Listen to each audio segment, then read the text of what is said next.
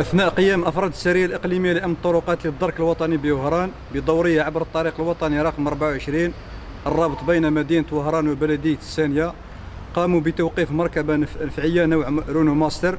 بعد تفتيشها تم العثور على كمية من مواد العناية الجسدية تتمثل في 480 وحدة من كريمات الشعر و2458 وحدة من شفرات الحلاقة بقيمة مالية تقدر بحوالي 300 مليون سنتيم.